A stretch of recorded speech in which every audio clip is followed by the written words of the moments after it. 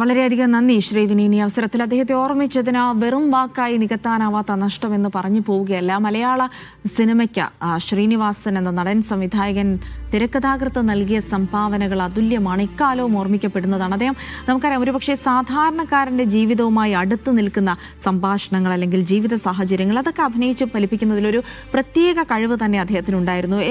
അദ്ദേഹത്തിൻ്റെ ഒട്ടുമിക്ക സിനിമകളും അതിലെ വേഷങ്ങളുമൊക്കെ കേരളത്തിലെ സാധാരണ ജനങ്ങളുടെ പ്രശ്നങ്ങൾ, അതും വെറുതെ അത് ചിത്രീകരിക്കുകയല്ല, ഹാസ്യത്തിൻ്റെ മേമ്പൊടിയോടെ അവതരിപ്പിക്കുന്നതാണ്. അതുകൊണ്ട് തന്നെ നമുക്ക് അങ്ങേയറ്റം റിലേറ്റ് ചെയ്ത് നിൽക്കുന്നതാണ്. ശ്രീനിവാസൻ എന്നൊരു നടനെക്കുറിച്ച് ഓർക്കുമ്പോൾ നമ്മളിൽ ഒരാളായി, നമ്മളുടെ ഒരു സാധാരണക്കാരനായ ഒരാൾ 80കളിലും 90കളിലും ഒക്കെ അനുഭവിച്ച തൊഴിലില്ലായ്മയടക്കം, പണമില്ലായ്മയടക്കമുള്ള ഒരുപാട് പ്രശ്നങ്ങൾ എങ്ങനെയാണോ സാധാരണക്കാരൻ കടന്നു പോകുക, അത് അഭിനയ മുഹൂർത്തങ്ങളാണ് എന്ന് തോന്നിക്കാത്ത രീതിയിൽ നമ്മളുമായി ചേർന്ന് നിൽക്കുന്ന രീതിയിൽ ആ കഥാപാത്രങ്ങളെ തനത് രീതിയിൽ നമ്മളിൽ എത്തിക്കുന്നത് വഴി ശ്രീനിവാസൻ നമുക്കിടയിൽ പ്രിയപ്പെട്ട ഒരാളായി മാറുകയായിരുന്നു എന്നുള്ളത് കൂടിയാണ്. അപ്പോൾ പല സാധാരണ സാമൂഹിക പ്രശ്നങ്ങൾ അത് കുറിക്കൊള്ളുന്ന സംഭാഷണങ്ങൾ കൊണ്ടും കൂടെ അതിൻ്റെ ഒരു സന്ദർഭ പ്രാധാന്യം കൊണ്ടുമൊക്കെ അവിസ്മരണീയമാക്കുക, അതിനൊരു ശ്രീനിവാസൻ ടച്ച് നൽകുക എന്നുള്ളത് അദ്ദേഹത്തിൻ്റെ സിനിമകളിലുടനീളം നമ്മൾ കണ്ടതാണ്. അതായത് അദ്ദേഹത്തിൻ്റെ ഹാസ്യ സംഭാഷണങ്ങളാണെങ്കിലും എല്ലാ കാലത്തും ഓർമ്മിക്കപ്പെടുന്ന ഒരുപാട് സംഭാഷണങ്ങൾ ഇപ്പോഴും സമകാലിക രാഷ്ട്രീയ ചരിത്രം, ഇക്കഴിഞ്ഞ തെരഞ്ഞെടുപ്പിൽ പോലും ഏറ്റവും വലിയ തരത്തിൽ ട്രോളുകളൊക്കെ, പുതിയ ഭാഷയിൽ പറയുമ്പോൾ ട്രോളുകളൊക്കെ വന്നത് ഈ സന്ദേശം എന്നുള്ള സിനിമ, കാലാതിവർത്തിയായി നിൽക്കുന്ന ആ സിനിമ, അതിലെ ഡയലോഗുകളൊക്കെയാണ് എപ്പോഴും നിലനിൽക്കുന്നത്. അതുകൊണ്ട് തന്നെ ശ്രീനിവാസൻ എന്ന നടൻ്റെ വിയോഗം, അത് മലയാള ചലച്ചിത്ര മേഖലയ്ക്കുണ്ടാകാവുന്ന നഷ്ടം, അത് കേവലം വാക്കുകളിലൂടെ വിവരിക്കാൻ കഴിയുന്നത് മാത്രമല്ല എന്നുള്ളതാണ്.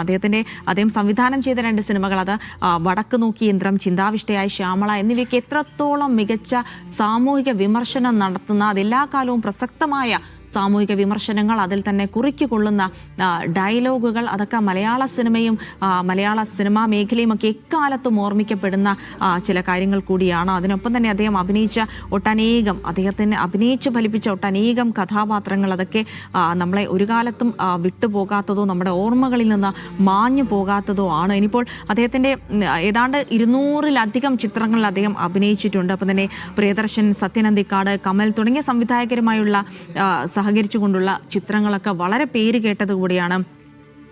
ഓടരുതമ്മാവ ആളറിയാം 84-ൽ ഇറങ്ങിയ ചിത്രമാണ്. അപ്പോൾ സന്മനസ്സുള്ളവർക്ക് സമാധാനം, ഗാന്ധിനഗർ, സെക്കൻഡ് സ്ട്രീറ്റ്, നാടോടിക്കാറ്റ്, പട്ടണപ്രവേശം, വരവേൽപ്പ്, തലയണ മന്ത്രം, സന്ദേശം, മിഥുനം, മഴയത്തു മുൻപേ, അഴകിയ രാവണൻ, ഒരു മറവത്തൂർ കനവ്, അങ്ങനെ എത്ര കഥാപാത്രങ്ങളിലൂടെ മലയാളികളുടെ ഹൃദയത്തിൽ ഏറ്റവും അടുത്തുകൊണ്ട് ആ കഥാപാത്രങ്ങളെ സന്നിവേശിപ്പിച്ച ഒരു അതുല്യ നടനാണ് വിടവാങ്ങുന്നത് എന്നുള്ളത് കൂടിയാണ്. അപ്പോൾ മറ്റൊന്ന്, അദ്ദേഹം ഒരുപാട് ചിത്രങ്ങൾക്ക് അദ്ദേഹം തിരക്കഥ രചിച്ച ചിത്രങ്ങൾ കൂടിയാണ് ഇതൊക്കെ. അതായത് ഗാന്ധിനഗർ, സെക്കൻഡ് സ്ട്രീറ്റ്, നാടോടിക്കാറ്റ്, മഴയത്ത് മുൻപേ, അഴകിയ രാവണൻ, മറവത്തൂർ കനവ്, അങ്ങനെ ഒരുപാട് ചിത്രങ്ങളുടെ തിരക്കഥാകൃത്ത് കൂടിയാണ്. സന്ദേശം എടുത്തു പറയേണ്ട ചിത്രം കൂടിയാണ്. അപ്പോൾ അദ്ദേഹത്തിൻ്റെ അവാർഡുകളെയൊക്കെ പറ്റി നോക്കുമ്പോൾ ഞാൻ പ്രകാശൻ എന്ന എക്കാലത്തെയും ഏറ്റവും കൂടുതൽ വരുമാനം നേടിയ മലയാള ചിത്രങ്ങളിലൊന്ന് അതിലധികം ഭാഗമാക്കായിരുന്നു. അപ്പം സന്ദേശം, മഴയത്ത് മുൻപേ എന്നീ ചിത്രങ്ങൾക്ക് മികച്ച തിരക്കഥയ്ക്കുള്ള 2 കേരള സംസ്ഥാന ചലച്ചിത്ര അവാർഡുകൾ അദ്ദേഹം കരസ്ഥമാക്കിയിട്ടുണ്ട്. ഒരു ദേശീയ ചലച്ചിത്ര അവാർഡ്, 2 ഫിലിം ഫെയർ അവാർഡുകൾ, 6 കേരള സംസ്ഥാന ചലച്ചിത്ര അവാർഡുകൾ എന്നിവയൊക്കെ നേടിയിട്ടുണ്ട്. അതൊക്കെ അദ്ദേഹം മലയാള സിനിമയ്ക്ക് നൽകിയ സംഭാവനകൾ കൂടി കണക്കിലെടുത്തുകൊണ്ടാണ് അദ്ദേഹം ആ അവാർഡുകളൊക്കെ നൽകി കേരള സർക്കാർ കൂടി അദ്ദേഹത്തെ ആദരിച്ചത്. വടക്കു നോക്കി യന്ത്രം 1989-ൽ അദ്ദേഹം തിരക്കഥ എഴുതി സംവിധാനം ചെയ്ത ചിത്രമാണ്. മികച്ച ചിത്രത്തിനുള്ള കേരള സംസ്ഥാന ചലച്ചിത്ര അവാർഡ് നേടിയ ചിത്രം കൂടിയാണ്. അപ്പോൾ ചിന്താവിഷ്ടയായ ശ്യാമള, അത് 98-ൽ ഇറങ്ങിയ ചിത്രമാണ്. അങ്ങനെ മറ്റ് സാമൂഹിക പ്രശ്നങ്ങൾക്കുള്ള മികച്ച ചിത്രത്തിനുള്ള ദേശീയ ചലച്ചിത്ര അവാർഡ്, മികച്ച ജനപ്രിയ ചിത്രത്തിനുള്ള കേരള സംസ്ഥാന അവാർഡൊക്കെ നേടിയ ഒരു ചിത്രം കൂടിയാണ് ചിന്താവിഷ്ടയായ ശ്യാമള.